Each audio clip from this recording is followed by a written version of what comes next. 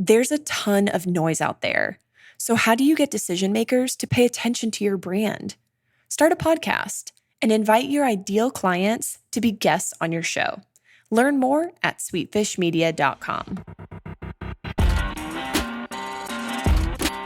You're listening to B2B Growth, a daily podcast for B2B leaders.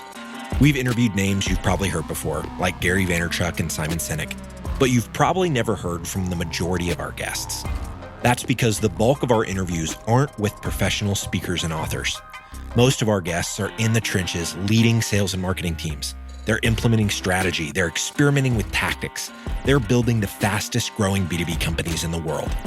My name is James Carberry. I'm the founder of Sweetfish Media, a podcast agency for B2B brands, and I'm also one of the co-hosts of this show. When we're not interviewing sales and marketing leaders, you'll hear stories from behind the scenes of our own business. We'll share the ups and downs of our journey as we attempt to take over the world. Just kidding. Well, maybe. Let's get into the show.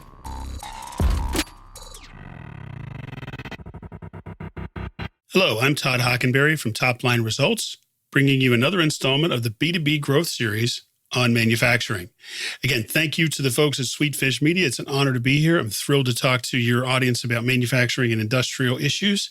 Today, we're going to talk about getting everyone prospecting. What a concept, right?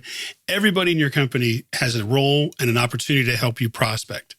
I'm going to tell you how you do that. And specifically, I'm going to focus on LinkedIn because it's a really great place to connect with your audience and do it in a way that's helpful for them. So one of the key things I like to teach my clients is that prospecting doesn't fail because no one's listening or no one cares. Prospecting fails because the prospector is selfish and too often is just pitching a product and not being helpful. How many times have you received a cold call or an inquiry from someone who may actually have a great product or a great service that could help you, but they're so tied up into just trying to get 15 minutes on your calendar or trying to get you to schedule a meeting that they never actually bring you value up front? They never can explain quite exactly how they're going to make your world better. They seem to think you can infer from their vague pitch that the newest app or the newest SaaS product or online tool or whatever it is going to change your life if you just give them 15 minutes. Well, guess what? I don't have 15 minutes for everybody, and I know you don't either. So prospecting fails when the messages that get through, but there's no connection to the buyer or the prospect, and there's no attempt at actually being helpful first. Because remember, the business sales tend to go up at a very high percentage, upwards of 3/4 of the time, to the first company that's helpful. So if you reach me while you're prospecting, you have an opportunity to be helpful. When you're not helpful, I hang up the phone fast, I delete your email, I unsubscribe really quickly. So how we're going to do this is we're going to talk a little bit about LinkedIn and some specific tips that you can use to use LinkedIn for your prospecting. And the reason I like this as a method for a manufacturing company to get everyone prospecting is that virtually everybody in your company is going to have a LinkedIn profile. They just need to know how to use it to help you amplify and accelerate your content. So first of all, number one, I'm going to keep saying this over and over. Whatever you're publishing and whatever you're posting and sharing on LinkedIn has to be helpful content from your audience's perspective. You're not pitching, you're not selling, you're not talking about features, you're not telling about people about your product. What you're talking about is people like them. You're sharing stories and helpful information from their perspective that will help them make their lives better. And this presupposes that you know how to do that you're not just talking about a product and you're not just talking about features, but you're actually talking about how your product and service improves the lives of the people that buy it. And you need to have the evidence and you need to have the specific language and details on how you do that.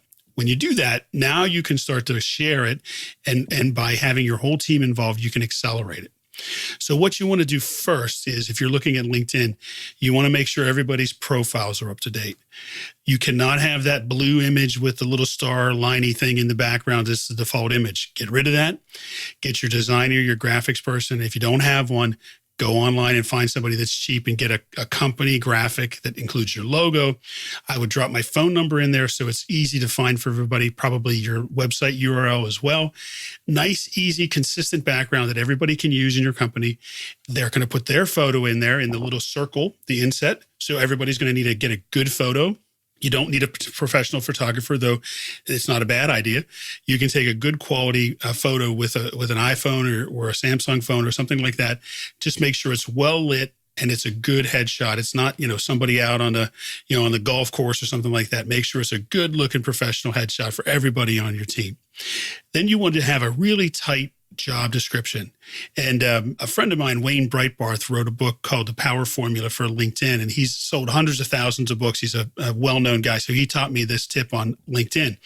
If you have an iPhone and you go to your profile on iPhone and edit it, you can actually add more characters to your job description using an iPhone online than you can on a desktop. Just a little tip. But have a really tight job description. So you have to have a value-added kind of job description of who you are and who you help. This is the key here. Make sure you have something in there that is talking about them, how you help them, and how you make their life better, right there at the top in your description. After that, another tip is that you can go down, as you scroll down and you look at your experience, most people only put one job in there, or one role they have. What this is it's not just a job description of your current job. It can be a series of roles that you occupy at any given time. The benefit of this is you can put a lot of different keywords in there. So for example, in mine, I'm a consultant, advisor, and a coach. But I also do inbound organization workshops, and I do events around our book. I'm also an author, so that's in there. I also teach a class at Stetson University. I'm also a podcast host. So in my profile, I've got 5 different roles that I currently occupy, all with different information, all with different attachments and logos and website links that all talk about all the different things that I just mentioned. So I've got 5. So right now, I have 5 jobs. So if you're looking at that, you can have multiple different listings for what you do now. It gives you an opportunity to put a lot more keywords in there because, again, people search on LinkedIn to find you, and it also makes it a much more interesting profile for people when they look at it.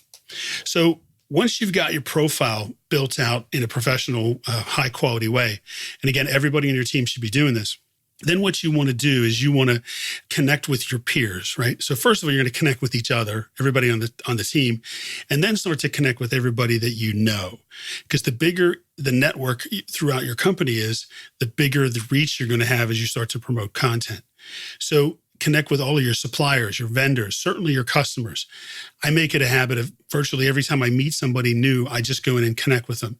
It's just a habit I've built up over the years. And you can generate hundreds and then thousands of connections over a relatively short period of time if you just build the discipline to do it.